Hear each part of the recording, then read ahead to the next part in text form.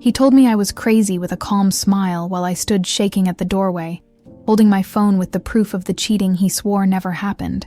His calmness burned more than any scream ever could. It started with small confusions, messages that disappeared, plans he swore he never made, promises only I seemed to remember. Slowly, I began to doubt my own memory. It was like living inside a cracked mirror. Every reflection showed a distorted version of myself. When I confronted him, he'd sigh, look at the ceiling and say, "You're always so dramatic, Mariana," and I would apologize for existing. The narcissistic abuse hid behind flowers. He knew how to be charming when he needed to. He'd send sweet texts just minutes after leaving me crying in the car, because I asked who Anna was, the one liking all his photos. "You're too insecure," he'd say, and I believed him. Deep down, he thrived on my fear. That's how he kept control. The worst parts came in silence. Days would go by without a single word, even though we lived in the same house. The silent treatment was his favorite punishment. I'd cook, leave his plate ready, and he wouldn't even look at me. I'd ask if something was wrong, and he'd shrug. When he finally spoke, his voice was ice. "You should know what you did." I became a victim of the void, of the unspoken, of the nothing. I remember one night in particular. We went to his sister's birthday. I dressed up, trying to impress him. On the way, he criticized my dress, said it was trashy. At the party, he ignored me completely. He laughed with everyone, cut me off when I spoke. When I smiled for a photo, he leaned in and whispered through his teeth, "Stop pretending. You look pathetic." I drove home alone, and he never noticed I cried so hard I nearly crashed the car. The gaslighting was constant. He told me I was too tired, too sensitive, too emotional, said no one else would ever put up with me. Eventually, I started repeating those things to myself. The psychological abuse was like acid, slowly dissolving my sense of self. One day, I forgot what it was like to live without walking on eggshells. Anything could be a trigger. A question, a tear, a pause. Our bedroom felt like a battlefield. He slept turned away, hiding his phone under his pillow. When I tried to check, he exploded. "You don't trust me? Then why are you even here?" It was always like that. The manipulation came with emotional blackmail. I was the one who had to prove I was worthy of him, even though he was the narcissist. The toxic relationship was in every detail. He monitored what I wore, how long I spent at the grocery store, who I talked to. He called it caring, but it was control. It was ownership. I was no longer a woman. I was just a prop for the image he wanted to present. Perfect, smiling, obedient, invisible. The final scene was in public. A friend commented on a photo saying I looked happier. He read it, laughed out loud and said, "Happier without me? What a joke." Then he shot me a look that felt like a shove in front of everyone. "You're just ungrateful. I made you better." I froze. I felt like a child standing in front of a monster, and people laughed, not understanding. He didn't hit me, but he shattered me with invisible words. His silence was so loud it screamed inside me for days. I left with fear in my chest, but I left. And even now, sometimes I still hear his voice in my head. Some days, I wonder if I was ever really loved, or just trained to obey. Some days I wonder if I was ever really loved, or just trained to obey. I don't know when exactly I stopped being myself. Maybe it was the third time I canceled plans with my best friend because he said she was a bad influence. Maybe it was when I stopped wearing red lipstick because he claimed it made me look desperate. Or maybe it was the night I found myself apologizing for crying, even though it was his words that broke me, over and over. The emotional abuse was so subtle, so cleverly disguised as care, that I didn't realize I was slowly erasing myself to fit the version he approved of. There was a point where I started begging for crumbs of affection. A small, good night, a neutral look instead of that disgusted glare, a moment where he didn't compare me to someone else. That's what psychological abuse does. It starves you emotionally until even the bare minimum feels like a feast. I began thanking him when he wasn't cruel. He convinced me I was lucky to have him, that no one else would ever put up with me. He said it with a smirk after I confronted him about the way he flirted with another woman at a dinner party. "I'm still here, aren't I?" he said, and I believed that was love. But it was control, pure manipulation. One night, I found myself standing in the kitchen at 3 a.m., washing the same glass over and over. I didn't know why. I just needed the sound. something to drown out the voice in my head that said, "This is not love. This is not love. This is not love." But even then, I stayed. Because trauma makes you confuse pain with passion. And in a toxic relationship, surviving feels like winning. He made himself the victim every time I tried to break free. "After everything I've done for you," he'd say, "you're just gonna throw it all away?" Then came the tears. The trembling voice, the begging, the promises. That's how narcissistic abuse traps you. Not with chains, but with guilt. I became his emotional hostage. When I finally left, he said, "You'll come crawling back. You always do." And I almost did. Because abusers don't just manipulate your reality. They rewire your sense of self. I didn't know who I was without his version of me. He didn't love me. He loved the power he had when I doubted myself. I wasn't his partner. I was his mirror, reflecting only what he wanted to see. I'm learning to live without looking over my shoulder. But the trauma lingers in small ways. In the way I double-check my tone. In the way I hesitate before asking questions. In the guilt that still creeps in when I laugh too loud or take up too much space. I'm free, but not fully healed. And some nights, I still wake up wondering if he ever loved me. Or if I was just another game he played to feel real. And some nights, I still wake up wondering if he ever loved me. Or if I was just another game he played to feel real. The worst part of narcissistic abuse is that it doesn't end when you walk away. The relationship may be over, but the damage stays. It settles in your bones like cold. It echoes in your thoughts. I carry him in the way I flinch when someone raises their voice. In the way I second-guess every emotion I feel. In the way I still ask, "Am I overreacting?" before I let myself cry.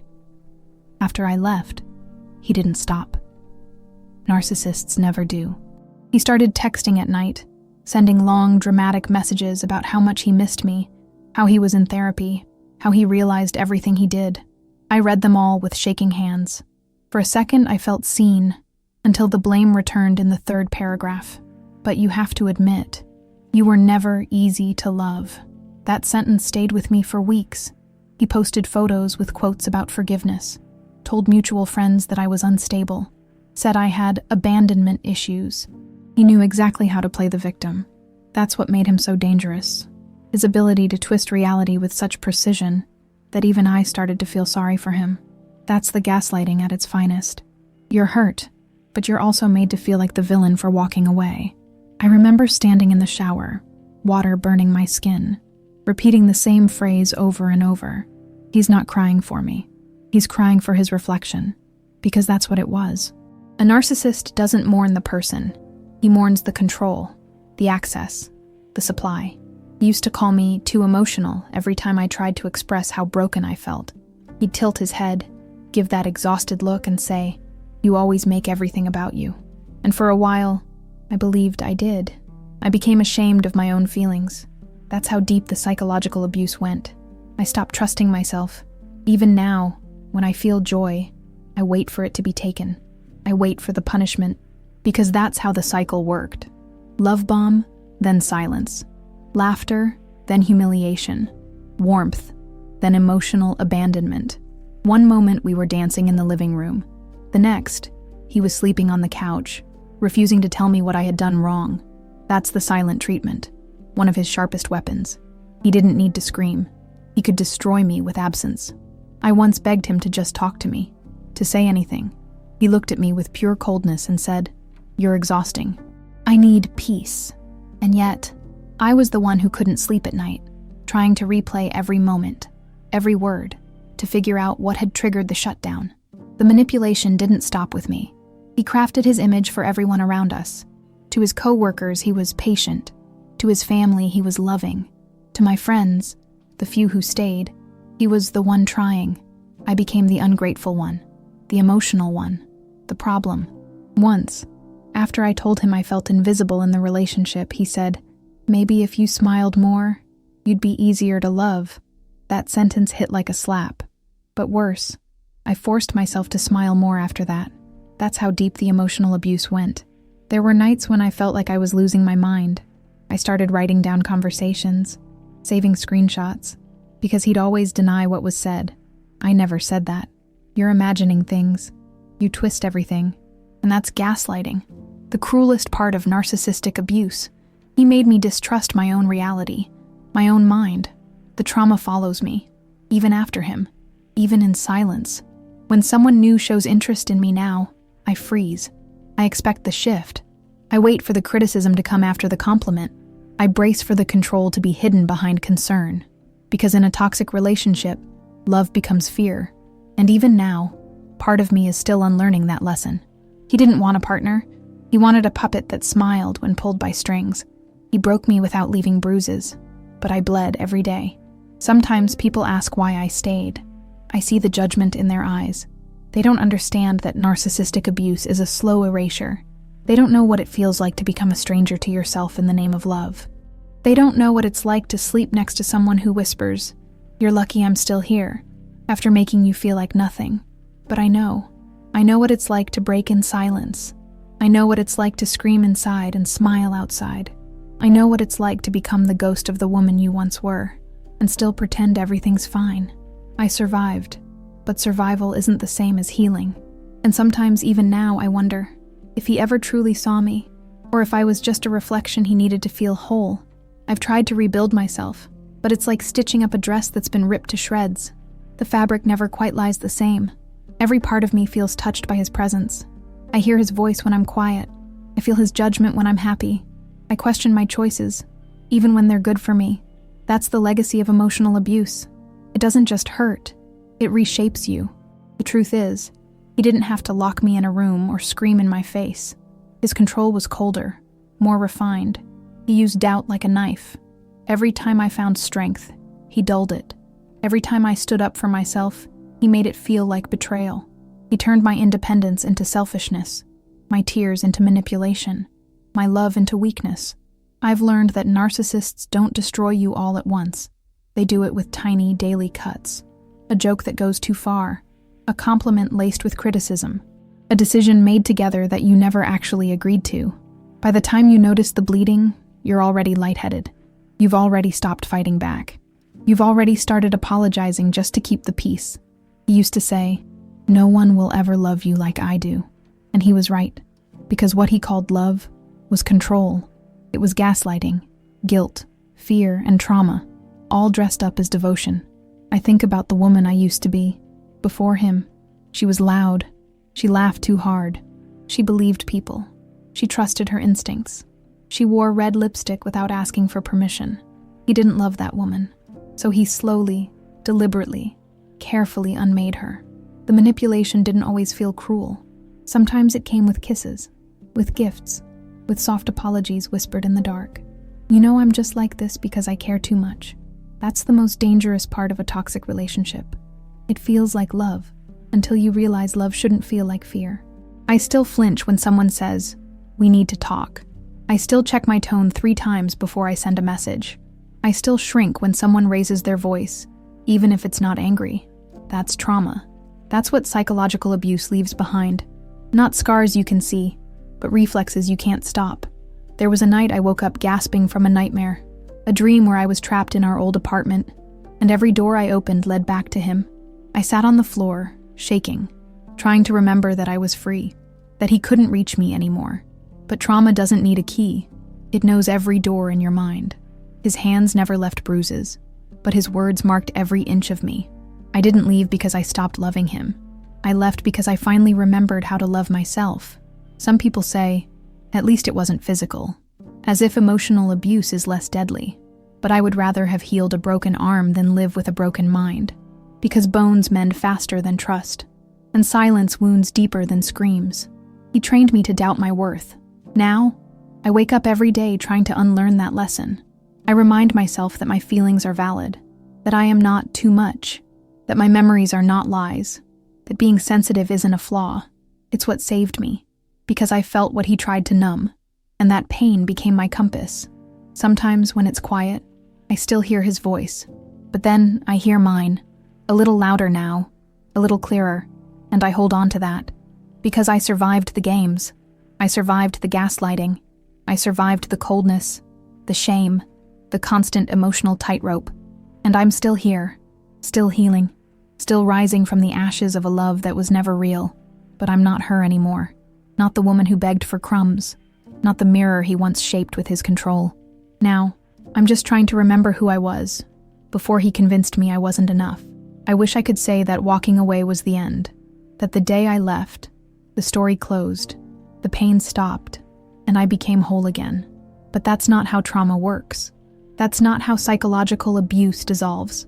With a narcissist, the wounds don't bleed. They echo, long after the door is shut. He didn't let me go easily, of course. Narcissists never do. Control isn't something they surrender. It's something they fight to keep, even in your absence. The messages turned colder, then kinder, then cruel again. A cycle, a carousel of guilt, seduction, rage, and shame. One moment, you'll regret leaving the only person who ever truly loved you. And the next, please come back. I'm nothing without you. He didn't miss me. He missed the power, the attention, the chaos we shared, the chaos he created. I didn't reply, and I hated myself for it. Because even after everything, there was a part of me that still looked for the version of him he showed me in the beginning. The charming man who brought me breakfast in bed, who played my favorite songs while I cooked, who kissed my forehead like I was something precious. But that man never truly existed. He was just the hook, the mask, the bait. The real him was the one who turned cold the moment I needed care, the one who rolled his eyes when I cried, the one who blamed me for his cheating, for his lies, for his silences. He once told me, "You overthink everything." No, I felt everything. Because when you're trapped in a toxic relationship, feeling becomes your only lifeline, the only thing left to tell you that something isn't right. But he turned even that against me. My sensitivity became a flaw, my empathy, a burden, my intuition, a threat. I spent months unraveling the lies he planted inside me. Lies that said I was too much, too needy, too unstable. Lies that made me shrink in relationships. Lies that made me question the motives of anyone who showed me kindness. It's hard to date now, hard to open up, hard to believe that love doesn't always come dressed in control, that silence isn't always punishment, that disagreement doesn't mean danger, that being seen doesn't have to feel like exposure, because that's what he did. He made vulnerability feel unsafe. He used my openness as ammunition. Every fear I confessed became a weakness to exploit. He would listen, nod, pretend to care, and later, he would use it all against me. Once I told him I had abandonment issues. Later, during a fight, he packed a bag and walked out. Not for long, just a few hours, but long enough to watch me unravel. When he came back, I was sobbing. He smiled and said, "See, this is what I mean. You're too dependent." And I apologized, again, for feeling abandoned. He didn't leave bruises. He left beliefs. I didn't escape a person. I escaped a prison built with my own doubts. There's something especially cruel about emotional abuse. You never know you're in it until you're already drowning. It's not loud. It's not obvious. It's not what people warn you about. It's subtle, gentle even, at first, until the treatment of silence becomes your new normal, until the gaslighting makes you forget what's real, until you realize you're not in love, you're in fear. Some days I feel strong. Others, I still whisper apologies to no one, out of habit. I still sit in cafes and wonder how many other women at other tables are smiling at their abusers, just like I used to. I want to reach them. I want to shake them and say, love shouldn't feel like walking on broken glass, but I know they won't hear it. Not yet. You can't hear the truth until your heart is ready to survive it. Healing isn't a straight line. It's a slow, painful remembering of who you were before the gaslighting, before the manipulation, before the trauma twisted your reflection. But I'm learning. I'm learning to trust the silence now, not as a weapon, but as peace. I'm learning to speak without fear of being labeled too much. I'm learning to love myself in all the ways he never could. And maybe that's the most radical thing I can do. Love myself in the aftermath of someone who only loved my submission. Some nights, I still wonder who I could have been if he hadn't found me. But other nights, stronger nights, I remind myself, he didn't destroy me. He just delayed the woman I was always meant to become. I used to think closure would come with an apology, some final confession, a moment where he'd finally say, yes, I hurt you. Yes, I knew what I was doing. But narcissists don't give closure. They give confusion, loops, echoes, Silence. So I had to stop waiting for the truth from his mouth and start listening to the truth in my body. The shaking hands, the tight chest, the exhaustion that lived in my bones for months after I left. That was my proof. That was the damage. That was the truth. He made me feel like I was impossible to love. But the reality is, I was just impossible to control. And when I broke free from that dynamic, when I stopped performing, stopped apologizing, stopped begging, that's when he lost interest. Because a narcissist doesn't want love. He wants reflection, validation, worship. And I had finally stopped kneeling. Some days I still miss the idea of him, the illusion. But then I remember how it felt to sleep next to someone and feel completely alone, to walk on eggshells in my own home, to cry in locked bathrooms, practicing how to be less emotional, less intense, less human, just to survive another night. It wasn't love, it was obedience. He didn't want a woman. He wanted silence in a pretty body.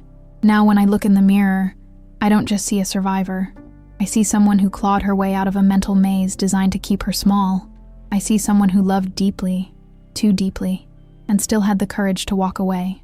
And maybe I'll never get all the pieces of myself back. Maybe some parts will always carry the fingerprints of his control. But I've stopped trying to be who I was before him. Because the woman I am after him, she sees everything now. She listens to her gut. She doesn't mistake pain for passion. She's not healed, not completely, but she's awake. And that in itself is a kind of freedom. I still wonder sometimes if he remembers my birthday, if he tells the next woman the same lies he told me, if he ever feels even a flicker of guilt. But I've made peace with never knowing. Some wounds stay open. Some answers never come. And I've learned to live without both.